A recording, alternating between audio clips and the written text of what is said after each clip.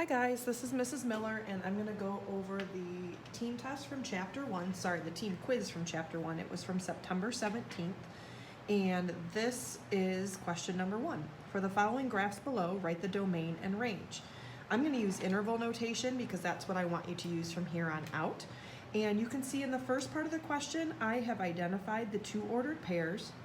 I know that domain deals with the x's, so I'm going to think about the x's being how far left can I go, how far right can I go, okay? And I'm paying attention to an open circle and a closed circle. So the farthest left that I can go is this point here, and the y value is -1, and it is included, it is a closed circle, so that's a bracket, comma, the farthest right that I can go is a +1. This one's an open circle, so I'm going to use a parenthesis, okay? Lowest number first, highest number second, always. For the range, I'm talking about the y values. So here's my y for the lowest and highest.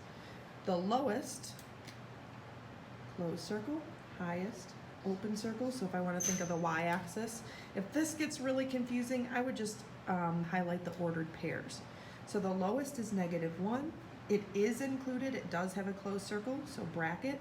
The highest y value is 2. It is an open circle, so I'm going to use a parenthesis. So there's my domain and range, okay?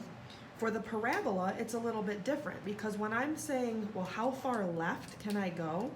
This arrow is telling me I go left forever and ever and ever and ever, and I go right forever and ever and ever and ever, which means my domain is -infinity to +infinity. Lowest number first, highest number second. Okay, my range has a lowest point, but remember range is y, so I only care about the -2. But it does go up forever and ever and ever and ever and ever because the arrows are pointing up. So it does have a starting point at -2, and that point is included. There's no open circle. Okay, if I somehow had a parabola with an open circle there, then I would use parentheses, but that point is a part of the graph, so I'm going to use a bracket. And it goes up forever to infinity. Okay. For question number 2, it gives us a function, f of x equals 1 over x plus 4. Okay. In order to get full credit, I'm looking for you to show me you understand when I say f of -2, that means plug in -2 for the x. When I say f of -4, that means plug in -4 for the x. When I say find x, when f of x equals 3, okay, what does f of x equal? F of x equals 1 over x plus 4. So 1 over x plus 4 equals 3, and then I have to basically solve for x. So here if I simplify, I get -1/2, and I do expect you to simplify. Here I get 1 over 0. That's part of showing your work. Okay, when I divide by 0, I get an error. It's not possible mathematically. So my answer is actually undefined. Okay, here if I want to solve, this is pretty close to a proportion. If I put this over 1, now I can cross multiply. 1 times 1 is easy. Going the other way, it's 3 times the quantity x plus 4. I have to remember to distribute the 3. Okay, now I can subtract 12 on both sides, divide by 3 on both sides, and just leave it as -11/3. Don't turn it into a decimal. Okay. Number 3, solve the following equation for y. I have rewritten it. I'm going to add 5 to both sides because I'm trying to get that y by itself. Okay, I have 2x plus 5 equals 3y, but now it's 3 times y, so to undo the multiplication, I'm going to divide. And I'm going to divide each part by 3. So 2/3 x plus 5/3 equals y. Okay, solve for y. I did that part. Then make a table with 4 ordered pairs. Make sure the outputs of your table are integers, the outputs, the y values. Okay, so this is one you can go right to your calculator and you can type in, you can see in my third one, don't worry about the top 2, okay, that's for later, 2/3 x plus 5/3. If you can use alpha y equals enter, it makes for a nice fraction bar, but if not, just type it in 2 divided by 3x plus 5 divided by 3. And then when I go to my graph, which I don't even really need to see, I get an idea of what the line looks like. If I go to my table, I'm only going to select things that have integers as the outputs, okay? So I'm just going to choose a couple, so -4, -1, -1, +1. Looks like every third time there is an integer output. 2, 3, and 5, 5. Those are just some examples. Any examples you chose would have been fine. Okay.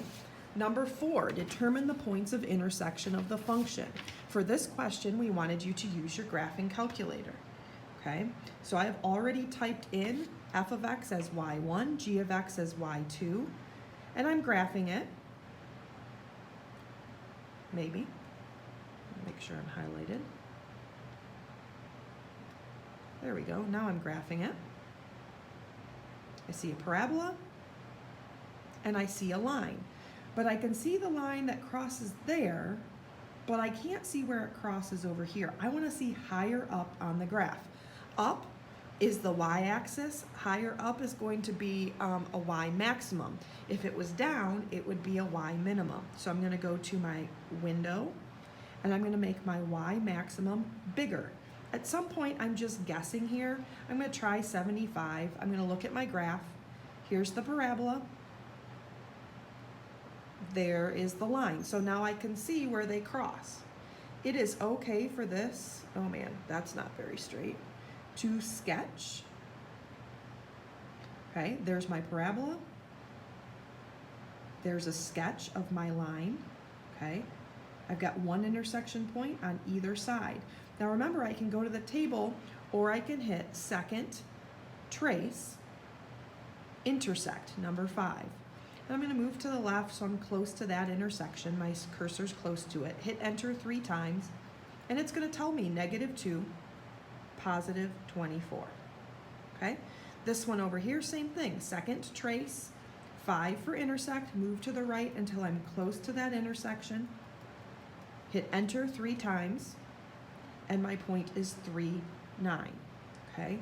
Determine the points of intersection. I've clearly labeled the points of intersection. I sketched the graph from the calculator showing all points of intersection, and give the minimum and maximum values for x. So remember, that's just from the window button. X minimum, I didn't change, -10. X maximum, I didn't change, +10. Y minimum, I also didn't change, -10. Y maximum, I chose 75. That was kind of a guess, okay? When I chose 75, 75's clear up here. My intersection only goes to 24, so if you picked like 30 or higher, it's fine. If you pick a number way too big, then it's not going to be a very accurate graph. Here I can still see both parts of my graph. I'm in good shape.